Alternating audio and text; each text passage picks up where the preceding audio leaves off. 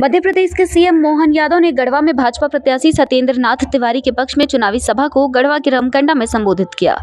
इस दौरान उन्होंने झारखंड सरकार के मुखिया सहित सोरेन परिवार और कांग्रेस पर भी जमकर हमला बोला।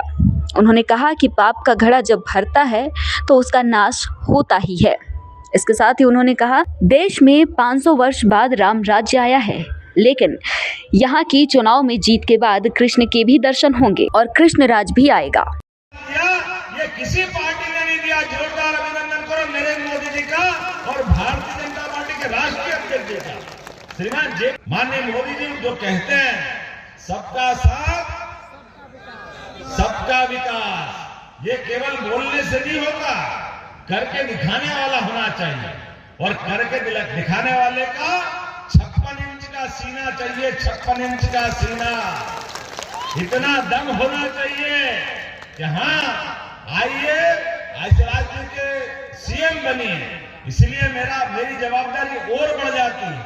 जब आज इस राज्य का फैसला हो रहा तो यहाँ दो ही मसले हैं सामने। हम भगवान कृष्ण के काल को याद कर ले।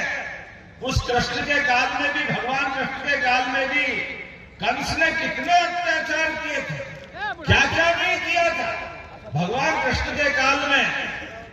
अरे बताओ, भगवान की खाली भविष्यवाणी हुई थी कि 8वां पुत्र होगा।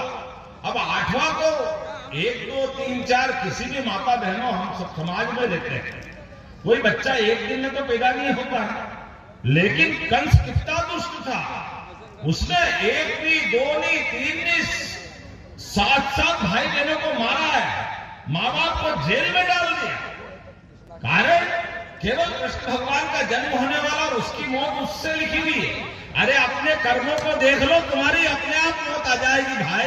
ये कंस वाले और ये कांग्रेस और सोरेन वाले एक ही जात के लोग हैं, इनमें कोई अंतर नहीं। कंस ने भी जितना अत्याचार किया था, आज बताओ क्या बता रहे हैं मेरे पहले माननीय प्रत्याशी जी, कितनी खदानों में लूट मची। अरे 2 रोटी खाओगे भाई, क्या खाओगे, लेकिन खदान कोयला बताओ करोड़ों करोड़ों रुपए, 350 करोड़ रुपया कहां ले जाओगे? ये गरीबों का हक का पैसा ले जा करके। किसको कहते हैं एक आदमी के पास 350 करोड़ रुपया, और नौकर चाकर भी 150 करोड़ के आदमी हो गए, क्योंकि ये सब गरीबों का आपका पैसा लूट के ले गए। आपका ये चुनाव नहीं है, धर्म युद्ध है, धर्म युद्ध। इस धर्म युद्ध को लड़ना है, ये वर्तमान का समय है। झारखंड के सभी लोगों का जो तय करेंगे एक बार कि सनातन धर्म के लिए भी यही समय, सही समय और चुनौती का समय है। इस चुनौती में सबसे बड़ी चुनौती इसी बात की है, आपके अपने घर के आसपास आप याद दिलाओ, देखो आपकी जमीनों के आसपास बांग्लादेशी घुसपैठिए आ रहे हैं। ये बांग्लादेशी घुसपैठियों को सपोर्ट कौन कर रहा है? चुनाव में वोट के भूखे ये सारे सोरेन और कांग्रेस वाले वोट के कारण चुप है।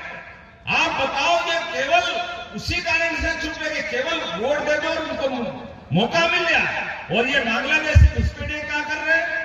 आपकी जमीन पे कब्जा करना चाहते हैं, आपकी बहन बेटी को उठा के ले जाना चाहते हैं, उससे दुराचार करना चाहते हैं।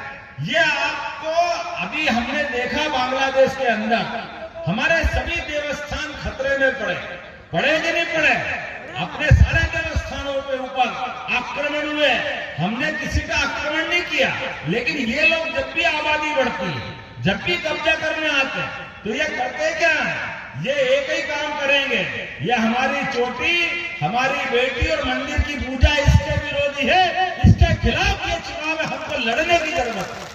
हमारे लिए अपनी सनातन धर्म की संस्कृति को बचाने का चुनाव। इसलिए आज के चुनाव में हम याद रखें, हम तो उस गोपाल कृष्ण को मानने वाले हैं जिसने कालिया नाग के भी होश ठिकाने लगा दिए। कालिया नाग के बोले गोपाल कृष्ण भगवान की। कालिया नाग के फन पे नाच सके वो है यज्ञनंदन, उससे बढ़कर कुछ नहीं होता।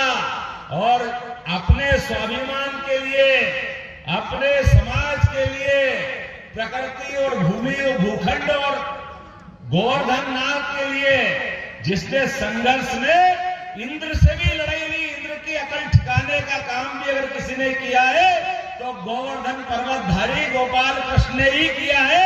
हम उस तरफ जोड़ने वाले आदमी। अयोध्या में सरयू के किनारे भगवान राम मुस्कुरा रहे हैं तो बोलो जय जय श्री राम। जब जय जय श्री राम बोल के 500 साल के संघर्ष के बाद आज ये आनंद आ रहा है। इस वर्ष की जो देव दिवाली मनी है और कल देव दिवाली रहेगी, लेकिन इसके बीच में हमारे लिए 13 तारीख के चुनाव को भी याद रखना है। इस बार की दिवाली मनेगी इस अहंकारी रूपी इस सरकार के मुखिया की हमारे सबके माध्यम से ये राम राज्य की स्थापना का पहला काम रहेगा। इसी आधार पर हम सब चाहेंगे सोरेन के रूप में इसकी जो अपनी लंका बनी हुई है ये लंका का नाश करना है। लेकिन अभी जमुना जी का कृष्ण कन्हैया भी बुला रहा है, बुला रहा कि नहीं बुला रहा है? बोले गोपाल कृष्ण भगवान की। आने वाले समय में अगर भगवान राम मुस्कुरा रहे हैं तो मथुरा वाले ने क्या बिगाड़ा? उनका आनंद आना चाहिए कि नहीं आना चाहिए? कौन कौन जाएगा मथुरा? हाथ खड़े करके बताओ। हम सब आने वाले समय में आप बताइए, कांग्रेस या सोरेन के लोगों से बोल के पूछ लो, ये राम मंदिर में भी दर्शन करने नहीं गए, ये मथुरा पे भी बोलने वाले नहीं है, क्योंकि केवल वोट के भूखे लोग हैं। इनको केवल बांग्लादेशी घुसपैठे ही प्यारे हैं। इसलिए इनकी अकल ठिकाने लगाने के लिए ये ग्वाल बाल संघ सभी यमुनानंदन जाएंगे और हम सब मिलकर के इस 13 तारीख के चुनाव में ऐतिहासिक विजय प्राप्त करके यशस्वी प्रधानमंत्री के नेतृत्व में धूमधाम से भाजपा की सरकार बनवाएंगे।